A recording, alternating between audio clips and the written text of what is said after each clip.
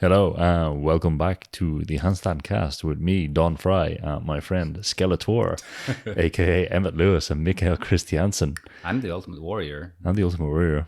Yeah. You need a bit more face paint for that, I think. Yeah, next time.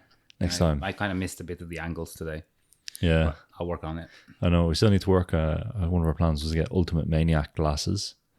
And needs to happen for the retreat. yeah, we need the Ultimate Maniac glasses. With a handstand and factory on it. Oh shit. Oh, Michael's slapping his mic. Yeah, I wonder, do people even know who the Ultimate Maniacs are?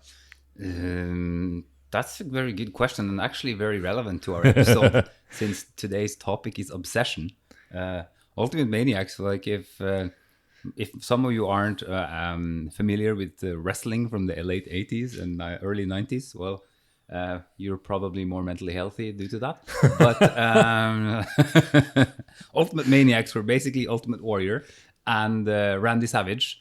The Macho Man. The Macho Randy Man. Savage. And they were Call him his proper name. absolutely batshit on steroids, coked up as shit wrestlers.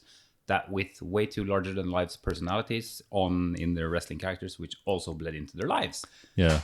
This question is like, with or without the mask, I am the Ultimate Warrior. Yeah, I mean, Ultimate Warrior, like, I can't remember what his real name was, but he actually changed his legal name to Warrior. I was just going to say, does he have a name? Yeah, but like he changed his name to Warrior.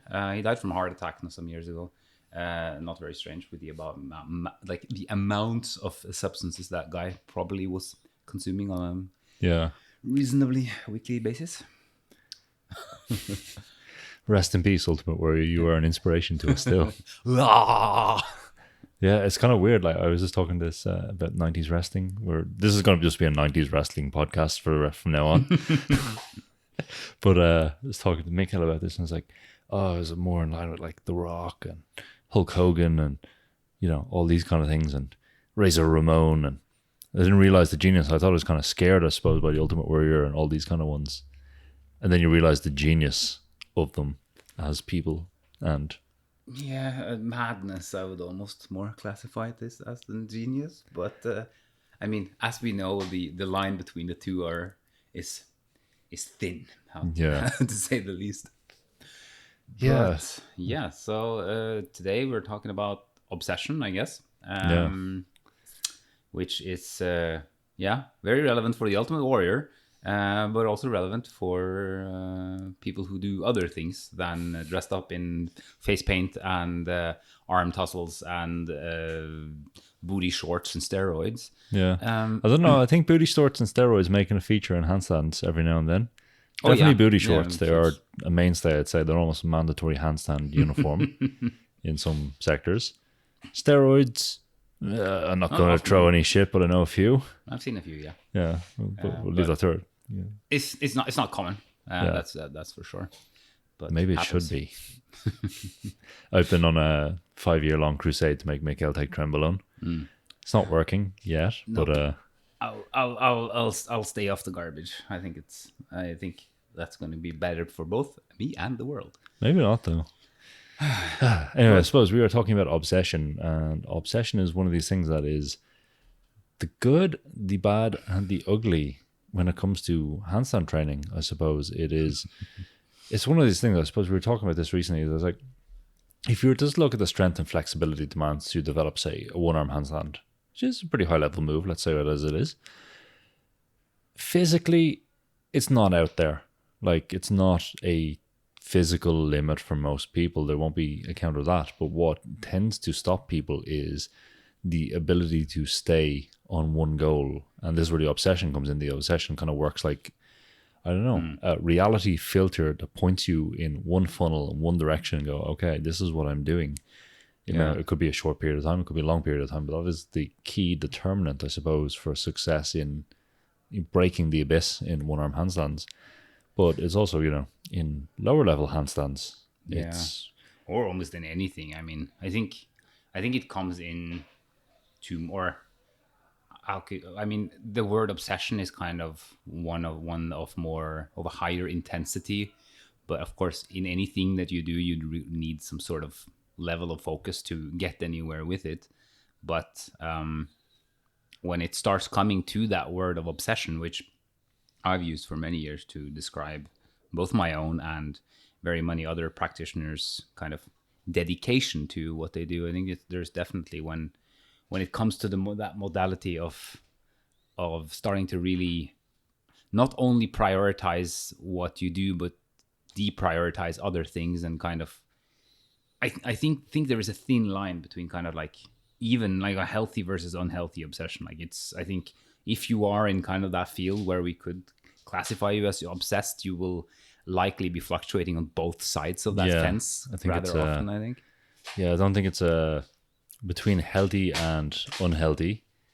I think it's that kind of thing of you can't really, it's not a binary. It's like, oh, you cross the limit. It's kind of shades of things, and shades of things. Like when you get obsessed with any skill, and I think me and Mikael both have kind of obsessive tendencies in the stuff we get involved in. For sure.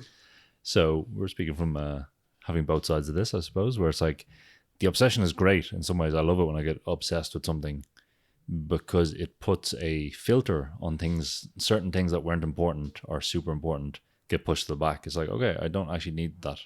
I can say no to learning this new thing, or I can say no to working on this, or I can say no, I don't want to do that, or I can say no, I'm not going to go out and party 2 nights a week, or this kind of thing. Is like, no, I have a clear direction focus in my life that takes precedence over things. So you can take this kind of like, oh, I have this one thing I'm working on, but then it kind of can bleed into other things where it's like, oh, I'm going to go to bed earlier. Great. Oh, I'm going to not socially interact with my friends because they might make me stay up 10 minutes past my bedtime. These kind of, it can creep in, I suppose, the obsession. Yeah.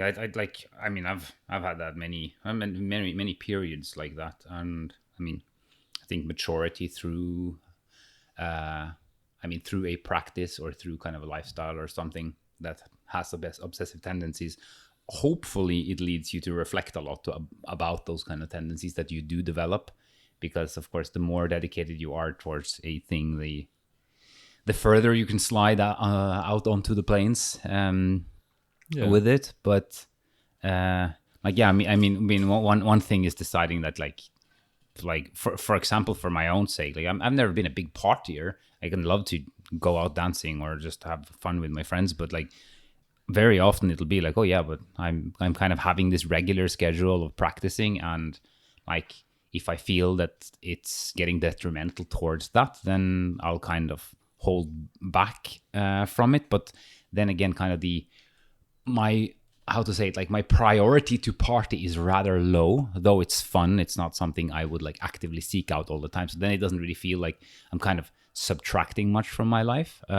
But one interesting thing that I've had this battle many times, and I'm sure I'll have it many more times as well, is in periods where I focus specifically on one certain thing. Like it can be a skill, or it can be kind of the entire thing of training, or it can even be completely separate from training, but where the focus becomes so high that I start deprioritizing other things, and I kind of like need to basically just shake myself up and like, okay, well, now I'm actually like, I'm not getting anything done either, because I'm just over focusing and like trying too hard. And then you need to shake things up and need to leave it alone, and actually need to create some distance, both physically and mentally, and emotionally specifically, I think, to be able to actually get something done. And you get that done, you can actually even have other things to do, or other practices, or social life.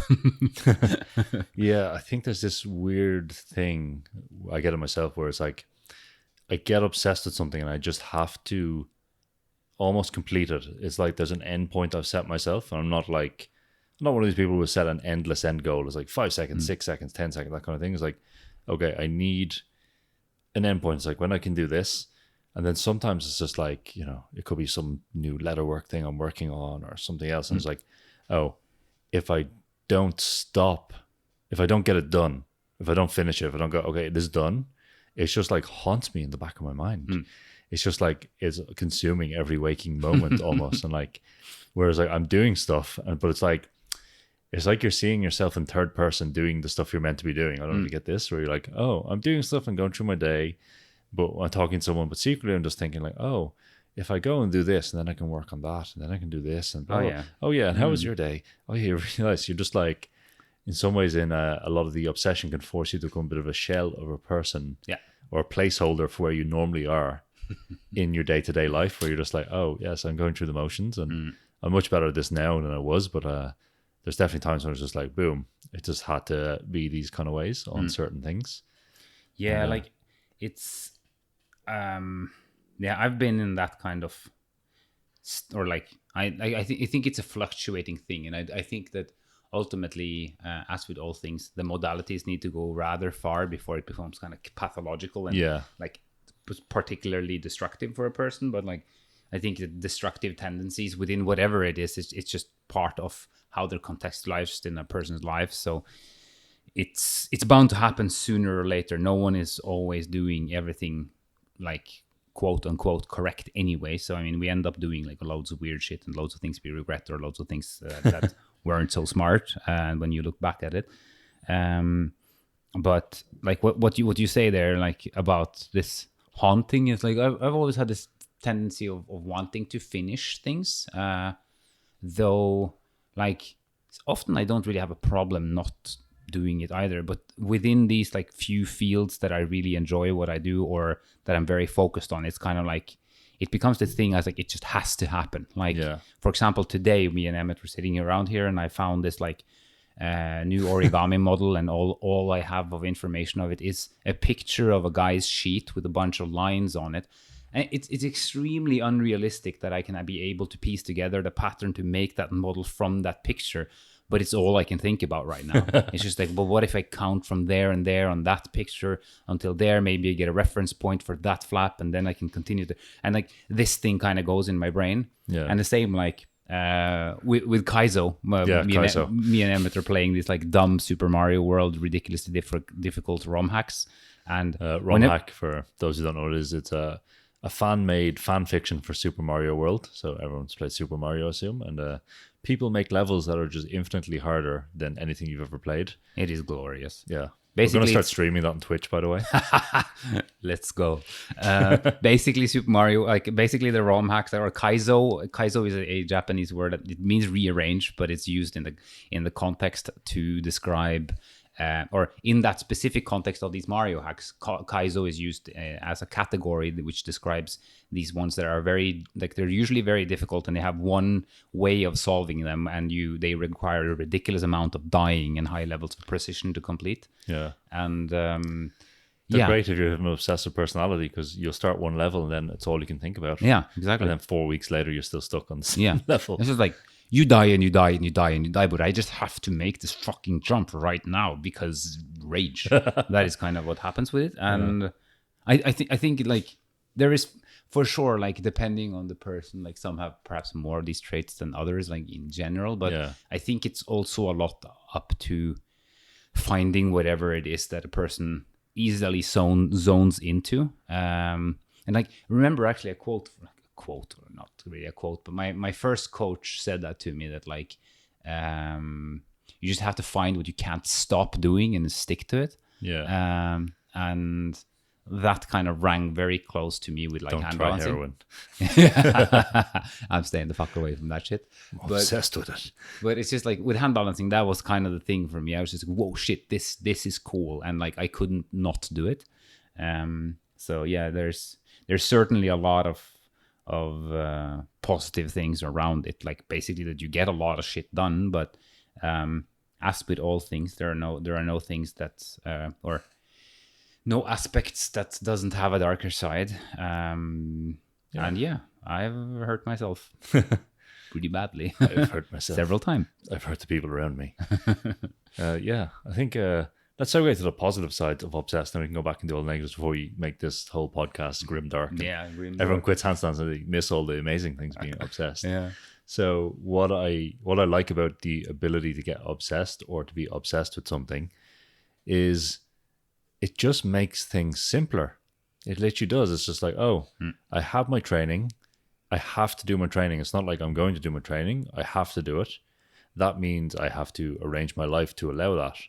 As long as you don't let this obsession fill up too much, then it's like, okay, well, I have to have my 2 hours a day where I'm going to do my training. That means I have to plan how I'm going to eat to support my training. That means I'm going to have to make sure to arrange my social schedule in advance. So I know, okay, Tuesday, Thursday, Wednesday, Friday, whatever, I do my training, and either I socialize afterwards or I don't socialize. But then I know, okay, well, Saturday and Sunday is free, and then I can do my stuff. So this kind of obsession is quite nice because it puts a lot of people go like, but that's just planning. You don't understand. I can't plan unless I'm obsessed. Yeah, exactly. That's a good point. Like I'm the worst at planning too, but like it's just as if it happens because it has to happen. Yeah. So other people are like, no, I just use my calendar and plan. It's like, no, it doesn't work that way. Unless I'm obsessed, I'm not going to do it. So that's really, for me, it's very positive because it gets me done. The other thing for me is, I don't know, I suppose most of my students will notice I'm a bit of a procrastinator. I like to think, and I get caught in thinking loops about things. But if I have a time limit, the glorious time limit of the impending acts of you have to go training and do your thing, or you have to do whatever you're obsessed with at the time, then it's just like, okay, stuff is going to get done. So it's quite useful in that way. The other thing about being obsessed and having this kind of reality blinkers, as I call it, it's not really funnel, it's blinkers. It's just like, cool. It's just like, boom, I know I have to do this, and that's all I have to do, really. And, obviously I have other stuff to do, but it's like, once I get it done, and once I go, okay, this is what I need to do, and once I have a structured, planned step towards my goal, either a structured training plan or just know what I need to work on, and I go do that work, and it's up to a satisfactory quality, then I'm quite happy. Then you're quite relaxed. It's like, okay, I built up this kind of nervous energy, I'd call it. You have a bit of it's like, I almost think about like the energy people would equate with stage fright or nerves going on stage. And I don't know if anyone's been performing or even you get this, but I get them quite like, when I'm about to perform, I get charged up before I'm about to go on stage. I don't know what it is. It's just like a ramping up kind of thing. And like people say, oh, stage nerves, whatever, shaking. But the second I walk onto that stage or into the performance zone, boom, it's like all the vibration is gone. It's just like performative state entered. And it goes for anything. So it's like, it's, even in the workshops I teach, like the first like 30 minutes before I go in, and then it's like, bam, nerves gone, ready to go. And that energy is really cool to spend. So you build it up with this obsession. It's like all this mental projection you have gets turned into kinetic energy, I suppose, or activity. Yeah. And then once it gets turned into activity, then it's awesome. It's spent, and then it's out of the system. Yeah. And I think that's one of the positive things of obsession, because you're able to actually focus. All this energy would be wasted otherwise in your life. Yeah. Doing other things. It makes me think about like basically what you're doing. Like I haven't thought about this in these words before. So to you listeners, maybe I'm talking it right out of my asshole right now. But I thought about it in the sense that basically what you're doing is that you're creating order in the universe, in a sense, like, because you have these things that you put a certain amount of symbolic value to, and that symbolic value is so high that you are going to do it regardless. And perhaps that is where kind of the light side, or where the coin can flip from kind of the light side to the dark side as well. But the fact that you're making kind of this symbolic value that you're putting on whatever activity it is, and you make that mean a lot. And that's also what you see with loads of, like, handstands is that type of activity, as we've talked about before on this podcast too, that like it tends to attract people that are quite obsessive. And I mean, many reasons for that. One is, of course, that it takes a ridiculous amount of practice, and it is very much of a game of control. I mean, if like it is a way to, or how to say, if you are a control freak or you need to control something, this is a perfect thing to control, sort of. So it has that element in, like, kind of inherent in it. Yeah. And I think that like that makes it very easy to focus on. And then you put the symbolic value on your balancing and your ability to control your body, your ability to control, maybe more, your ability to control the moment. And you are dictating what is going on in the moment that you balance. And that makes you then feel as if there is order in the universe, if you manage. And if you don't, then sad face. Then you go home and you plan, and you maybe I was this, maybe it was that, and then like that spiral goes, and then you come back next day and maybe it goes better, and so on. But like for myself, like looking back at how I've done things, I think there is no more state where I'm as obsessed in as with origami. And I would say that my most healthy obsession is origami, much more so than hand balancing, because origami has been in my life for so long that I like, how to say, it's taken for granted, because my fingers just know how to fold the paper. So I don't need to think much about it. And usually I'm able to make the things that I want to make just by trying once, just because I've folded paper since I was a child. So it's kind of like drawing or writing or similar activities, where it's just I don't have the highest understanding of design and of mathematics of it, but just give me the paper and my fingers figure things out easily. And that obsession I have with origami is such that, like, I sit down with the sheet, like I find a model and it's all I can think about, and I'm 100% like, I just fold. I can go for like 10 hours. I don't eat. I remember once when I was folding Bahamut, this dragon by Satoshi Kamiya, where it was quite early in my, like, or over 10 years ago. And I was sitting and folding it, and I was like, there's 3 meters to walk to get to the kitchen, and I'm really hungry.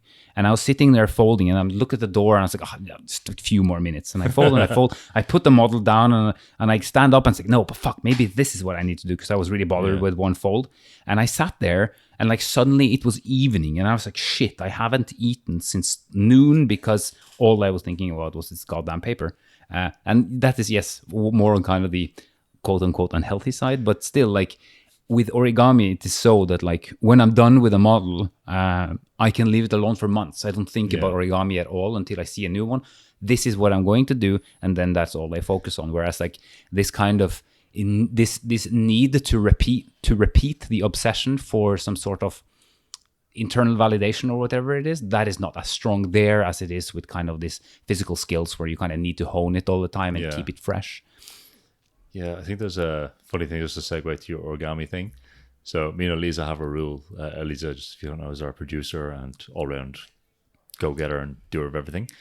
And we have a rule, like, when Mikael starts a new model, we know we're just not going to get replies at any kind of speed.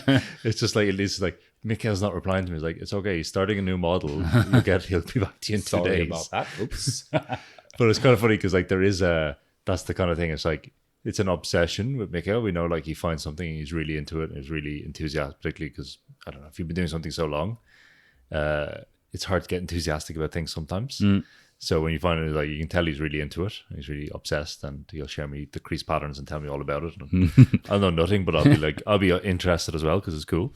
And but then it's just like, once the folding starts, generally, like, there's kind of 2-day bursts is what we notice. It's just like, you're not going to get anything out. It's just like, leave him alone, he'll be fine. And then it's like, Mikael's back. He's like, you do it in stages. You do the creasing first, I've noticed. Then you take a bit of a break. Then you do the collapse. And then you move on to shaping. A break, and then like shaping can take longer. Like, because shaping can be a lot of suffering, because I'm sitting there, like, I have to figure out how I want it to look, and then I'll be doubting a lot before I make the move. So I'll be like looking at all kind of options. Yeah, but that's kind of it. But so obsession, it can be a good thing, and it's one of these things, actually. There's always that bad meme you see that goes around in fitness motivation things, plastered on generally someone's ass, a thing of like, obsession is what the weak use to define the dedicated. And it's one of those things. It is a very interesting thing. It's almost the same thing. Like, I'm really dedicated to my training. I'm obsessed with my training. They're different, but they're not the same. But it's also from the outside view as well, because people always have these kind of views of what they expect of you. Then it's like, well, when you start prioritizing other stuff with them because of your obsession, they'll begin to think, oh, this person is quote unquote obsessed with this, and it becomes a bad thing. Yeah. But like, what like, you just brought my attention to something that I was thinking about when we started this podcast right now, was like all those fucking fitness quotes. Like, I promise you, if I one more time see that, like, never give up kind of shit, I am going to just light my hair on fire. Never give up. It is like, yes, we understand that if you give up, then you can't do the thing. Wow, what an insane like piece of wisdom I just got there. Anyway, just had to get that out. But like, I think that obsession itself as a concept can also kind of be pushed as such a kind of like this kind of glorified version of it, because it isn't glorified. It can be like quite, I mean, for some people, their levels of obsession can be very damaging to them on very many levels. So it's not just some sort of, I mean, it is a double-edged sword. And I think that is what's important to remember. Like there was a guy that contacted me as well, like handstand wise on Instagram. He wrote me about like his training, and like he had problems, not with the training itself, but because he got so disappointed. And he had such like a strict schedule, and he had to follow it. And if he didn't do this and that, he got anxious. And here's like one thing that I think is really important, because just like in relation to the things I said before about how this becomes kind of metrics and parameters where you kind of value your ability or stuff like that. If you start perceiving like, or like getting kind of unpleasant and weird kind of anxious feelings regarding it, then you really need to think about what you're doing, because these things are not to be taken lightly. And I mean, for myself, I've never had like particularly I've never had like the kind of anxious sense to it, but I've had like the impatient and very kind of like, okay, I need to do this now, and I need to I need to try again, or I'll try again tomorrow, and like kind of this annoyed kind of, not necessarily anger, but like frustration related things to the obsession. And then you just keep going, and you just don't get anything done, because like it's like you end up either in a fatigue loop or just training for the wrong reasons. And like, remember when I was young and I was doing breaking, like in the start, me and my friend, we were a bunch of fucking idiots, and all we would do was just kill ourselves and get super like angry and sad. Oh, can't do it, I'm stuck. Became like fucking little shits, because like we had no methodology or no thinking, and it's so easy to become very irrational. And one thing that I've noticed, like when I started coaching, was that like, this is one of the most significant reasons why a coach can be a good thing for some people, is that like they don't need to think about and micromanage every little thing in their training, which I've done so much, and so many people I know have been like, you start fiddling with all of this and like thinking, overthinking, rather than having someone who's from the outside that says like, well, dude, you've trained 7 days in a row, what do you expect? And you go like, yeah, but but you were told to rest 2 times a week. What do you expect? Yeah. So like, there's definitely something around that, like where this kind of, there's a lot of friction at least involved when it comes to obsession. Yeah, it's definitely, definitely. I suppose with the people I know who are either more advanced who I train, or the ones who have the obsessive capability structure that will allow them to get obsessed enough to complete the one-arm training. Is 90% of my job is actually making these people stop training. It's literally like, it's just, if you let them, they will injure themselves. And this is the obsession. And it happens in flexibility, it happens in handstands. Like happens my to wrist me. Was sore, my elbow was sore. Well, I said, take a break. Well, I just decided to do a little bit. These kind of things, like, I get a lot of people who seek me out as well when after they've been broken, and they're like, oh, I've had tendonitis for 18 months because I can't stop training, and my obsession is pushing me this far. I was like, well, the good thing is about getting the coach, I suppose, is that we can go, well, you can't train X, Y, and Z because, let's face it, you're just fucking yourself. But we'll give you something else, and we'll keep progressing on it. Yeah, which is hopefully satisfying. But the other thing is, like, if your obsession, this is the thing, if obsession gets to, that kind of anxiety-led thing where it's like, I need to do it, and I need to be moving towards my goal in my obsession. I need to be, making chunks out of it.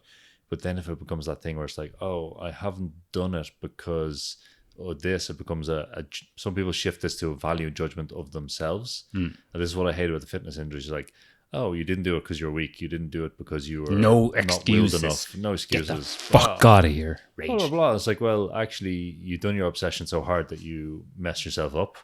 So first off, pat on the back. You've done very well on that front. Now you need to actually go give yourself an excuse and take a little, I don't know, exterior focus or look at the bigger picture and that kind of thing. It's also this the micromanaging Mikael said is like, you know, I was guilty of this at the early days of the fitness industry. It's like, oh, I must have my 3 gram of leucine every 3 hours to blah, blah, blah. And then I have to throw 5 grams of creatine in every 6 hours. Or no gains. And, you know, all this kind of micromanaging, it comes into everything. It's like, like timing my rest periods with a stopwatch and making sure that I was like, say, you're squatting or whatever. You're exactly like doing your hands are on the floor to do the push-up exactly at 75 seconds and you're starting the set. So it's not 74 seconds, it's not 79, it's exactly 75. And this kind of micromanagement becomes part of the obsession because you think you can micromanage your way to success. Yeah. And yeah, like that is very much where, like, again, to refer back to how I look upon my origami stuff as a more healthy way. It's just like right now, back at the apartment where I stay here in Ireland, I have a huge sheet lying and I haven't done anything with it for 4 days. And I know I'm going to complete the model, but I just came to a point where I was like, ugh, now I'm bored. And like, there isn't a question. I put it down and it's out of my mind. I don't really think about it until I pick the paper up again and I continue and I finish the little boring part I've left. And it's going to be back to be interesting. But like, there is no guilt involved whatsoever in that practice, and that is why I find it to be such a kind of it's I can be very frustrated when I fold and I can't figure something out, but it just doesn't have this kind of, it has no kind of emotional connection to me to the same degree as, for example, hand balancing, where I can get much more frustrated and you start like building up this sensation of what you can do and what your kind of quote unquote level is and what you should be able to do and all this garbage. And then you forget to enjoy standing on your hands. And I mean, that is somewhere I've been so many times. And like, it's not long ago since I had such a period like this where I was basically just trying too hard. It's just a couple of months ago. And I just decided, okay, but like now I'm just getting tired and it doesn't help. So now I need to put myself in check again and get back onto a more productive and ultimately much more diverse expenditure of my time. Because if I'm not getting anything done, like if you don't get results, the immediate reaction is to do more. And that is kind of where, and then you start, like you said, like the value judgment of yourself and like basically your ability to control and solve this task that you've set upon yourself becomes your metric for self-worth. And that is a slippery slope. And like, that is not to say that, like, I think that anyone who is rather into something will start investing of themselves into a practice and kind of like as an artist. I mean, there's nothing worse than like you worked on your piece for so long, you present it and people are like, yeah, nice work. And you're just like fucking soul crushed because like you just feel that they don't want to tell you that, yeah, it was okay, but you had some like this and that didn't work. It's terrifying. But like there is also this on the other side, the argument that you shouldn't associate too much with a thing. And for some people, maybe not. Like some people that like struggle to handle these kind of emotions, perhaps it can be too much to put so much of themselves into it. But at the same time, like to me, at least, that's my kind of choices as being the type of person that I am. I don't glorify it at all, but I find it to be more productive than not to kind of just like put fucking everything, just throw everything into the fire and just like try to handle it, basically. Like really, really, really go deep into it and like rather blow up than fizzle out. And then this is not to sound like some fucking inspirational quote bullshit, but it's just like a way that I've found that I tend to go towards, and I need to be careful in that direction. But it's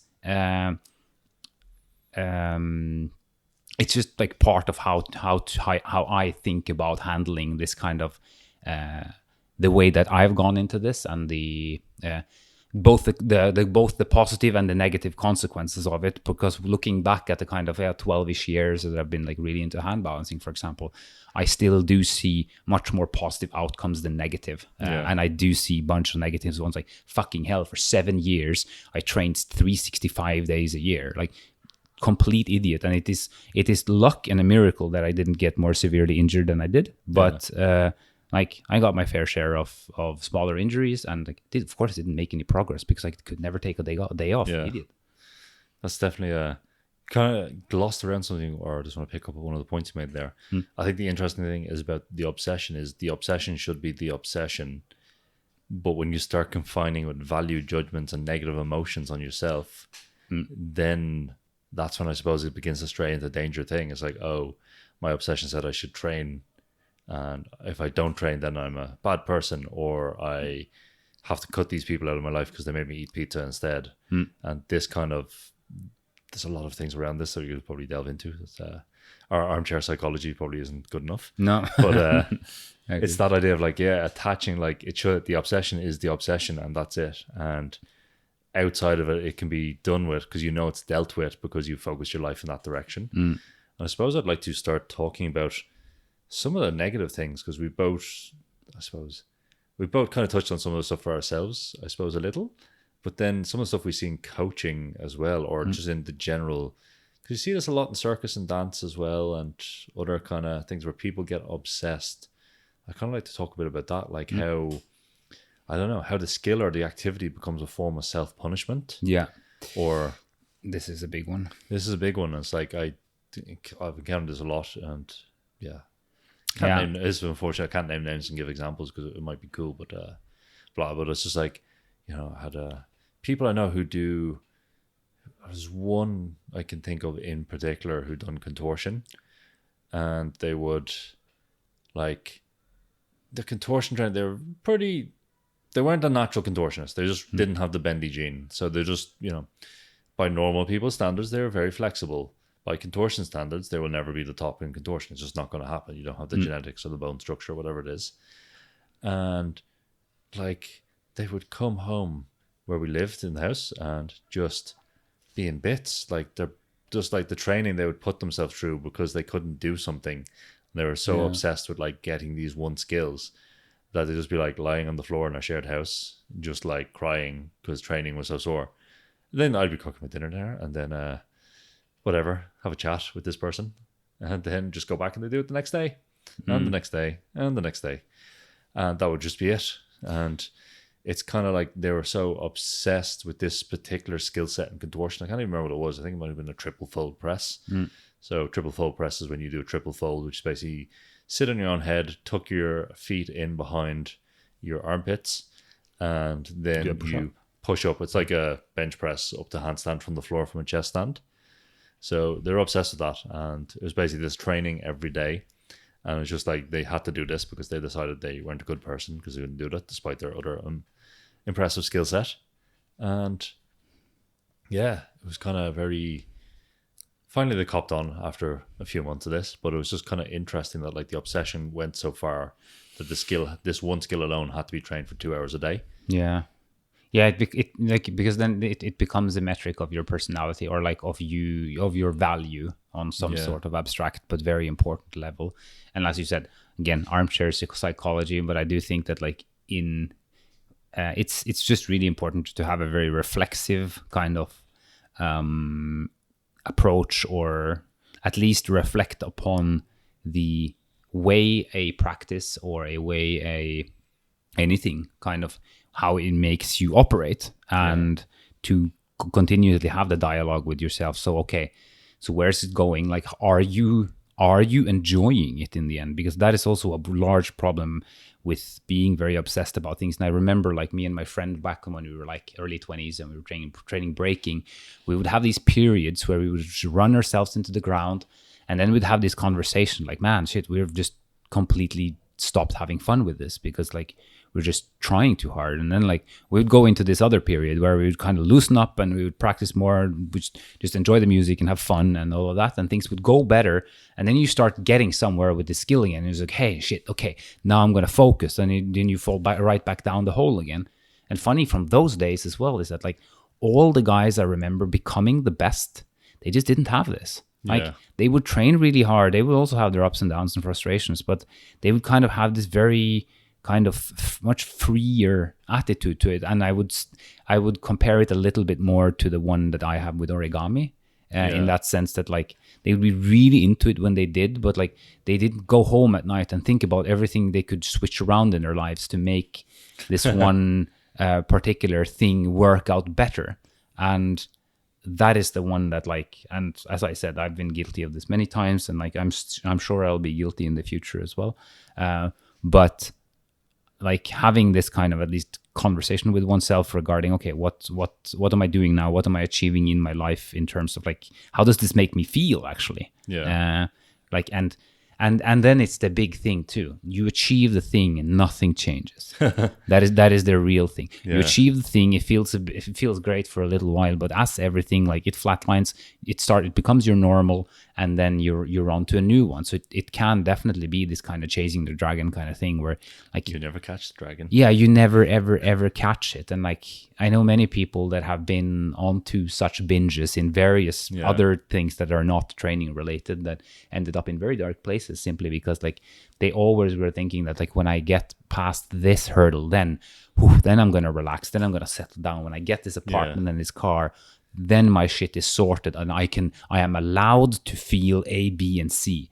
Fuck off. That is, I think, one of the large issues. That like, okay, I'm not allowed to feel these things or be content until these things are in the bag. And that I think is, I mean, it's also kind of very, very much of a, how to call it, the symptomatic thing of our general societies of achievement and Protestant ethics and all of that kind of sociological stuff, if you want to go into that, Max Weber. It's one of those things. I suppose there's another one that it's quite pertinent. I don't think I've seen it in other people. You've seen it in other people as well, of like using the obsession to avoid sorting out your shit in life. Oh yeah. This is a this one. I can't say I've been too guilty of it myself. I've strayed close to the curve of this one, but not quite. But there's definitely been a few people where I know it's just like, oh, I train 4 to 5 hours a day, or I do whatever they are doing. But it's more just like their whole life is just like utter fucking chaos around them. And it's just collapsing. But they have this one kind of constant thing where it's like, oh, if I'm doing this thing, and if I'm obsessed with this, and if I'm doing this and I'm doing it right and I'm sustaining it, I can just ignore the fire going on around me. Yeah, it's that need for control thing, and then that becomes kind of the lever you pull to sense control in a sense. Yeah, it's kind of, I don't know. I can talk about, once again, case examples, but you can see it like the training.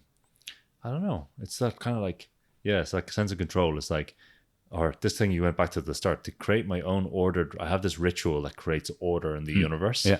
And there's so much disorder either in my personal life or my work life or whatever going on, where if I just do this one thing and then it happens. I think it's very common in circus, actually. Very. A lot of people, whatever, like they just haven't got, like, let's face it, a lot of people in circus just don't make a lot of money, or make not even a lot of money, just a sustainable living. Indeed. And it's really terrible, because they're some of the most talented people I know who are incredibly good performers, but they train so much and they focus so much on their performative stuff and whatever they're doing as a segue, that it just becomes like, oh, I have to get my training in. It's like, well, maybe dropping 5 hours of your training and getting your promo videos and getting your flyers and calling some agents and stuff would actually get your life going a bit better. But they can't do that, because that would, I suppose, facing reality. Yeah, or like that changes kind of the, like, I think the control metric then of, or that because that is where I think there's a lot of this that is emotional, because like obviously that would be, let's say that particular case you say there, that like, okay, I am constantly stressed out about money, and my way of controlling those feelings are to smash myself with training, where then someone comes along and says, okay, but if I have this agency and this and that, if you just do this and this, then you might not be in this monetary problem as much anymore. But do, like, counterintuitively enough, that swap might be difficult because you're investing your kind of emotional maintenance in your training. Yeah. And that's definitely, I mean, it's of course a lot of the things that we're like, have to just reiterate again, that a lot of the things we're talking about now is just out of our experiences and out of our asses. So it's not necessarily this is not medical advice. Yeah, this is not medical advice whatsoever. Dose yourself with Ambien. But it's at least some like thoughts from our experiences. But when I think also back at like just to relate it also to just handstands, and I remember I had some real bad sleeping patterns once when I was performing a lot with Knitting Peace several years ago. We had 40 shows in 2 months. That's actually when I got my back injury. That doesn't bother me anymore now, but that was pretty severe for a couple of months. So I had to have a replacement for the show and all kinds of garbage. But at that period, like we were playing way too many shows, and we were playing them very late, like at 9 o'clock in the evening, and it was like an hour drive from the place. And like you go from there at like 10 or 10:30, then you go and you're starving, so you eat like a large meal, and you come home and you're still buzzing with adrenaline, and then like kind of the blood sugar hits you, and I couldn't sleep, and this would go on for a long time. So I went to see this doctor he was an expert with athletes, and kind of basically it was really nice because he asked completely the right questions. First he asked, I guess, how's your sleep? And I said, I'm fucked, and blah, blah, blah. And he did like a couple of tests on me for the like hernia in the back, and he said he didn't think I had that, and which I didn't either later on. But and he just asked me like, so this with the work and the training, and like just asked me these kind of very basic assessments. How are you doing, kind of? And I told him this about like all of the performing and that. Like then I remember I said to him, like with its handstand stuff, it's so precise, and it's so much on the feeling that like if you haven't trained for a few days, you really feel off. And like I feel the need to train so that I can perform, which is true. I should have been much more smart during this period, but like I need to at least do something the day before I go on stage. But we had 5 a week as well, so it was a tough show. But and I said to him, so like you feel like you kind of lose it immediately if you don't train. And he said like a need for control, he said. And I'm like, that's it, you got it. And that kind of like it's just those words, I think, is something that rings through to a lot of people that do handstands and start investing time and like emotion and drive into their handstand training. Like it kind of becomes this you want to demonstrate to yourself or the world or both that you can do the thing. If it's your kick up, or if it's your 60 seconds, your one arm, if it's your bloody blah move, you just need to sense that you can do it. And because of the large fluctuations in handstands too, when you have like an enormous variance from like being a super boss one day and just being like me today. I took a day off yesterday, and like I can't stand on one arm on my left because my wrist just decided to, it hurts a lot because I took a day off. Okay. But I can no longer let myself bother by that, because I am going to stand on the arm and the switches and all that crap again, and it doesn't need to happen today. That I think is a really important thing to remember, that that proof of you being able to do it. There is a day tomorrow and another day and another day. So like it really doesn't matter as much if you can't pull off that exact skill which you feel is kind of your gold standard at the moment. Yeah, I think that kind of covers a lot of it. Or I'm trying to think of my train of thought here.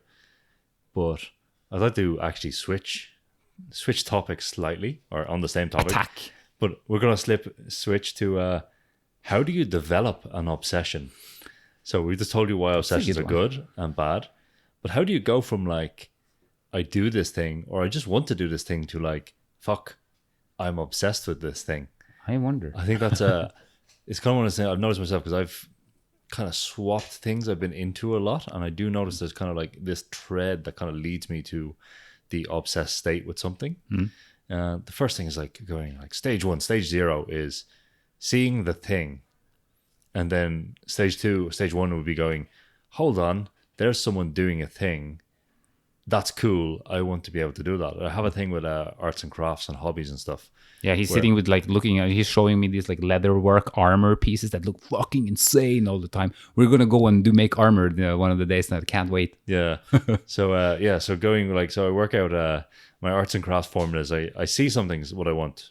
Say with leathercraft, which is my sort of main hobby at the moment. I'd see like, oh, there's a really bag I type want, and I look at the bag and go, oh, this bag is cool. And then I kind of have a metric going, well, like if someone made that bag and that person is a human, I could probably learn to make that bag too. So then starts the obsession. So my formula is like, I look at the thing, I go, how much would this cost? And at the time, the bag I wanted cost about like $2,000. And I was like, I'm not going to spend $2,000 on a bag. How much do the tools cost to make this thing? Oh, much less. Okay, how do I get started? Am I willing to make a few prototypes to make that work? And I kind of segue up from there, and it's happened the same. I do oil painting and other kind of stuff that I just don't really share about. But all these kind of things I work out, like for me, it's like it's a cost thing. It's like, okay, I want this. I'm not willing to buy it, but I'm willing to learn how to make it. Awesome. Okay, so you've got to the stage of you want to make this. How does that happen? So next thing is forums and YouTube. And, a lot of there is a rabbit hole for everything. Yeah, that's the thing. It's like learning to navigate the forums and find the good information, because like a lot of old forums have a lot of fucking gold in them, but they're very difficult to navigate. And you have to get in without finding that one guy who posts a lot, and his way is the best way of doing something, but it's actually not. It's just completely wrong, but he just posts so much no one cares. And no one wants the thing, because he's been there 15 years and he's just posting on and on about this obscure way of doing something that is the best way, but he doesn't even do it himself. So you have to avoid that guy. But then you're getting your information, then you have to start your practice. You're like, okay, I've got the information, I know the stuff I want, the equipment I need to do it. I've found a way to access the equipment. This is the thing. I don't get as obsessed with, say, climbing, that we used to go climbing a lot, just because I didn't have access to a climbing wall or bouldering wall every single time I wanted. So you kind of need like direct access when you can fulfill your fix. So you got a handstand, obviously, you got some floor space, you cleared some wall space, boom, you're set. You have your information on how to do handstand. Obviously, you bought one of our courses and got the best information. Kitchen. If not, you've always got it for someone else. So you know how to do your handstand. But now you have to read the information. You've read your internet things. You have found some things that you want to disagree with on the internet. Once you know you can disagree with someone's way of doing something on the internet, you're part way to being obsessed. Once you start posting, you're halfway there. And that's a good... that's a good kind of breakdown of a few of them. Like when I'm thinking about like the latest thing I've actually come more obsessed with, it is actually Kaizo Mario. And like it just started with just seeing some video of someone doing a speed run, like speed run being then like completing a game as fast as possible. And if you want to dig into a particularly deep rabbit hole, you can look up speed running on YouTube. Jesus Christ, there's a lot of stuff out there. Yeah. However, I started looking at a bit of this, and then like I dropped into Twitch and saw some like people streaming these Mario games, and like somehow it just like, I guess that's also part of what attracts me with this kind of obsessive things in general, that like you just like when you watch people play this, it's as if you watch someone who's smashing their head in the wall and like slowly, like piece by piece, like brick by brick, destroying the entire wall with their foreheads, and it's just kind of disturbing, but at the same time glorious. Beautiful, yeah. This is, you die, but like you're going to do it, and like somehow like you just power through it, and so you basically covered my main stages of obsession. 0 is finding out about it, so you found out about Kaizo Mario. 2 is deciding, oh, that's cool.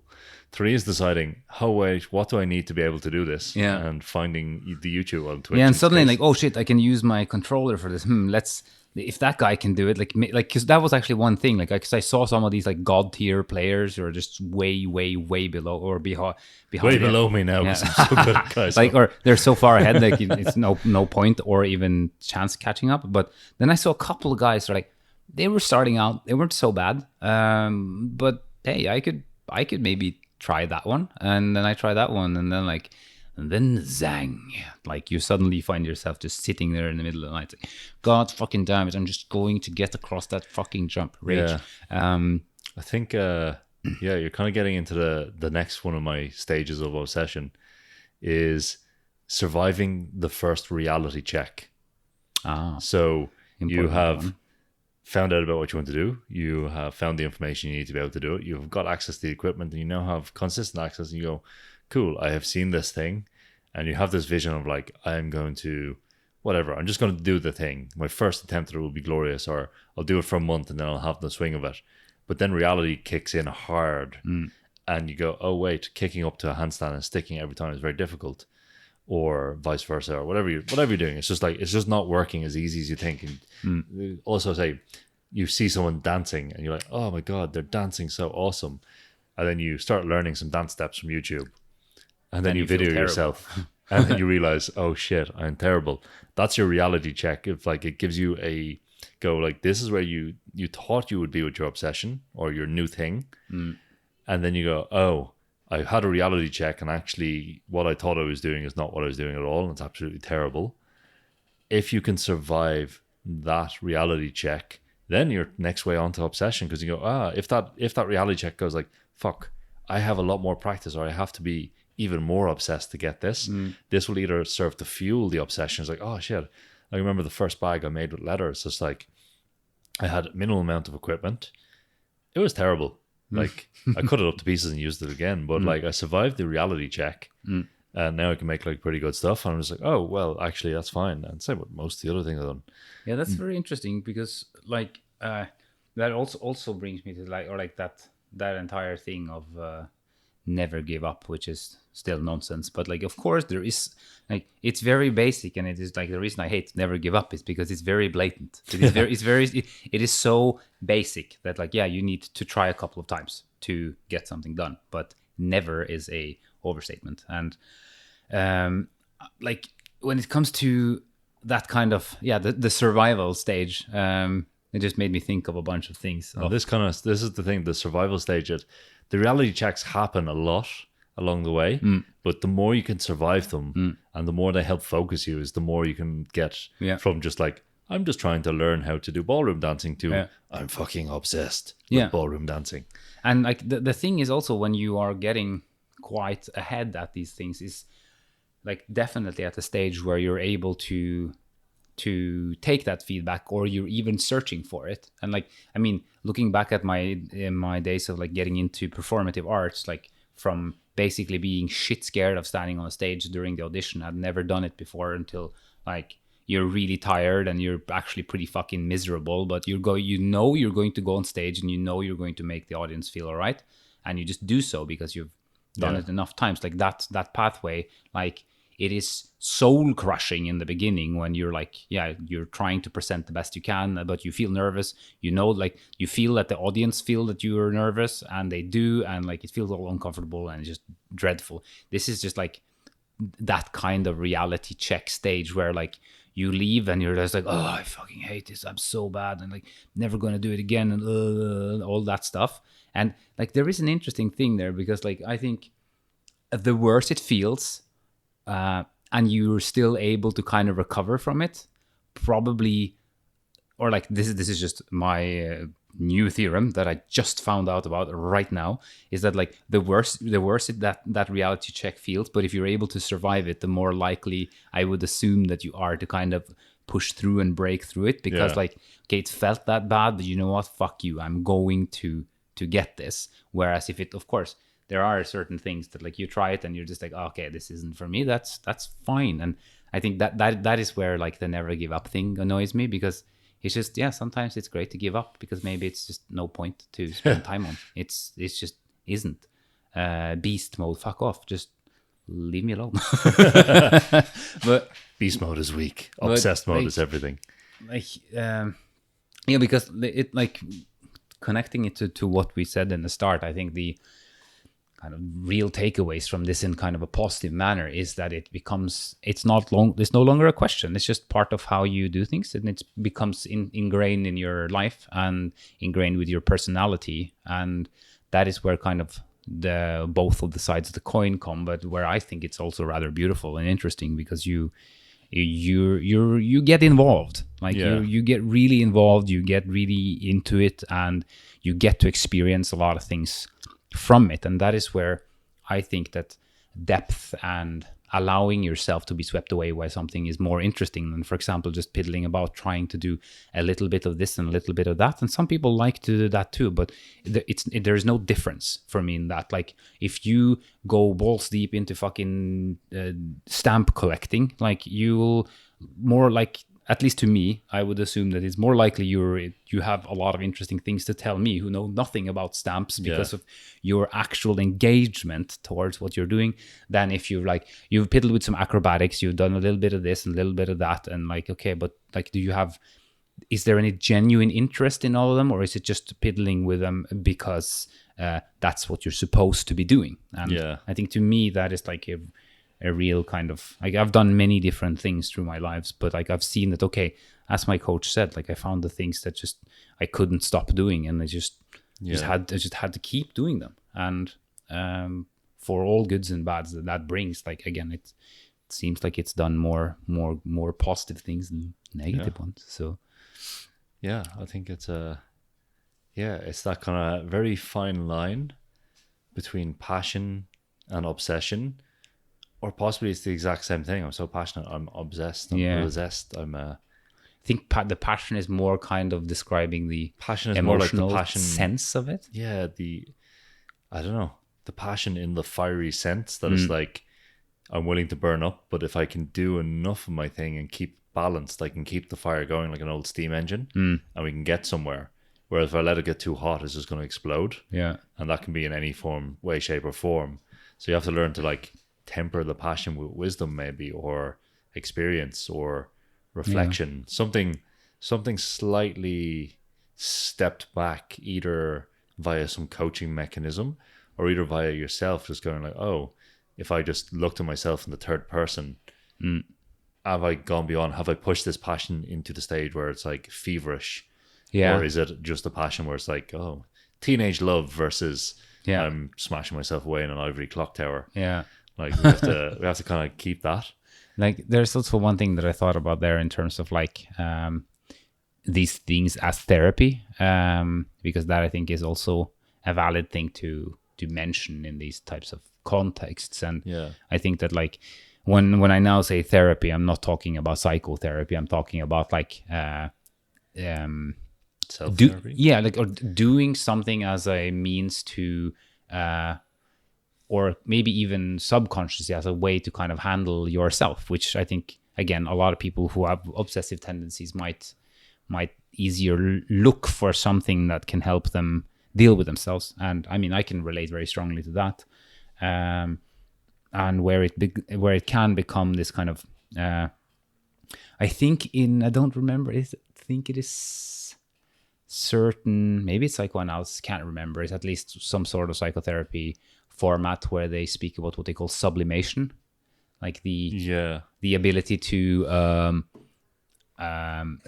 like through a repeated doing of something, or like a practice, or kind of like basically then subliming your traits into an activity or so on, kind of not necessarily transform, but teach yourself about learning to handle those types of emotions. Or it's one of those things that actually comes from alchemy. So or the original form, and obviously chemistry as well, we have sublimation.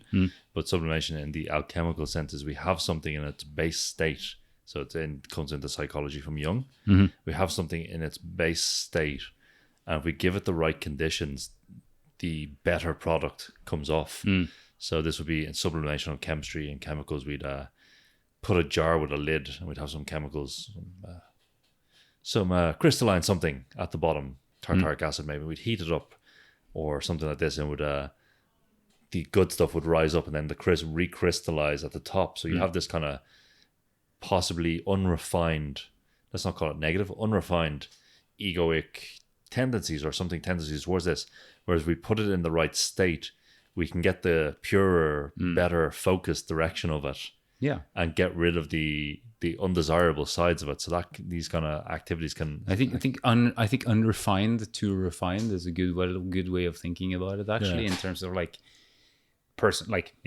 because I think these kind of tendencies that people have, they won't necessarily disappear, but when you're just understanding yourself better, you are of course more prone to making choices that are on average more kind of, or have a more positive outcome for yourself, regardless of what that kind of older tendency was. So like I know for myself that for sure, like being able to use a lot of physical, very like powerful energy in a very unidirectional way has helped me loads to handle myself as a person. I'm not an aggressive person, but I can have a lot of frustration and rage and stuff like that. things that legitimately used to kind of like be bothersome for me, but when I was younger, because I would just get like so fired up about things, and I've never hurt anyone or something, but I get so angry at myself and so I fear for my walls sometimes when you're training in my apartment.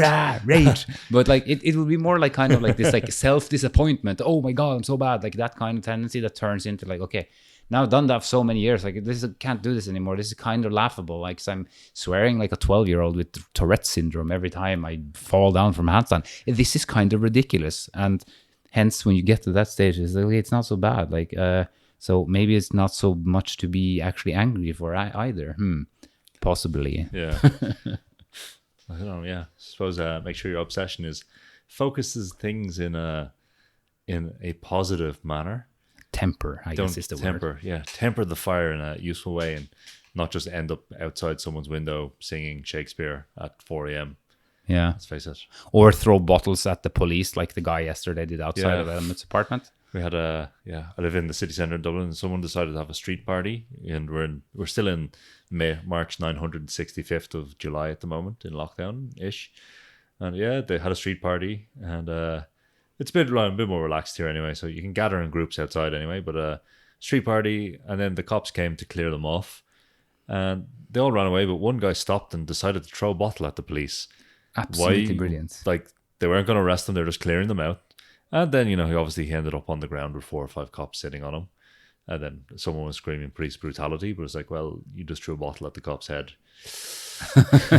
Questionable. We were looking. It wasn't exactly smart what they were. Yeah, it wasn't exactly brutal the way it was handled either. No, very professional. Shout out to the Irish Guards. They'd handle a lot of this kind of street stuff, and they can be assholes in other ways. But I always see them as being okay as these things can be.